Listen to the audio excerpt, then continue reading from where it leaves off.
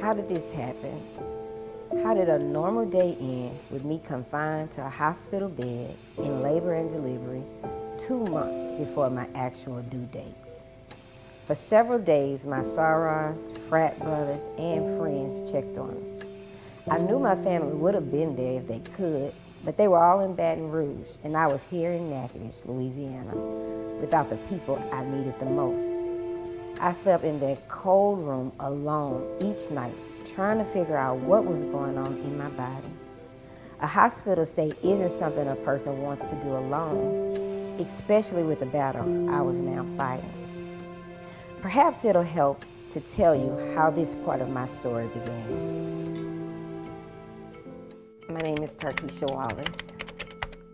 I was in church December 3rd, 2017, and our bishop was visiting and he was preaching. He came from this particular passage of scripture, and of all the scriptures, he read a lot of scriptures, but of all the scriptures, 3 words stuck out to me, and they just resonated in my mind. And anytime something comes to me, I generally write it down or text it or email it to myself. Most of the time, email it so that I can have it in my email and I won't open it until I deal with it. But through all those scriptures that he read, he came from Mark 5. There were 3 words in Mark 5:41 that stood out to me, and it was "Little girl, arise."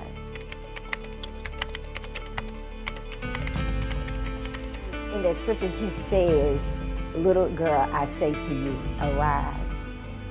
And I was like, wow. And I wrote that down. Not what the bishop, that wasn't his subject, but that's what stood out. And so at first I thought it was going to be a series of like workshops, mental health or mental illness awareness type things or survival type things. I thought it was going to be in my natural counseling form, but it became a book. I didn't know that it was going to become a book, but eventually God told me in February I needed to start writing. He woke me up at 4 in the morning and said, "It's time." I think sharing what I experienced so that it can help someone else. You know, a lot of times we see people out in the public and they look well put together. We see people and they have things that we admire or, you know, we want them for ourselves, but we never see what they go through to get there. But they see all of what I have, but they don't see what I don't have.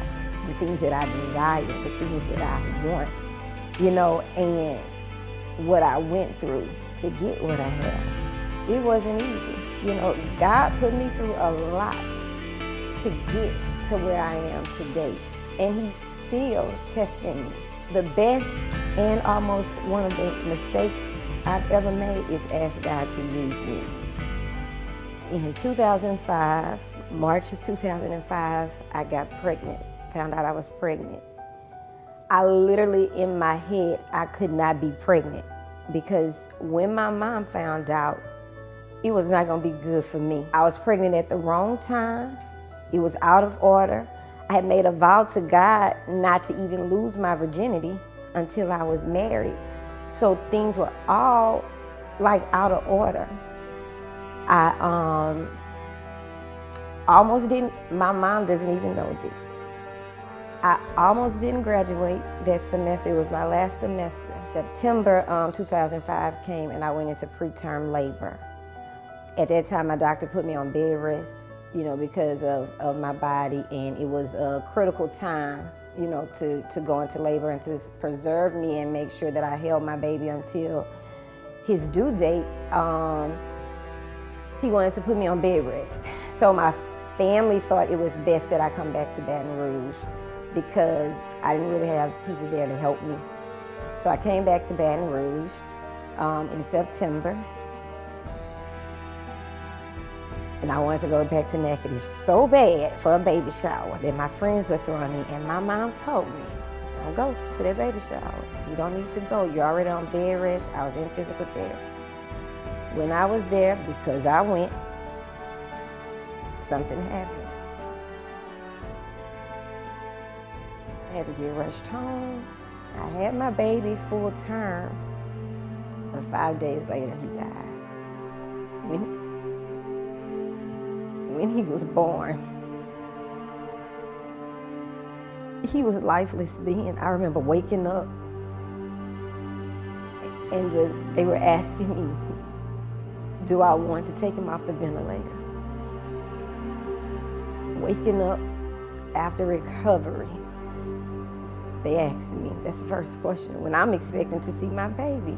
I already didn't hear him cry, you know. But 5 days later, I had to make the most difficult decision, still to this day, that I had to make in my life, and that was to take my son off the ventilator.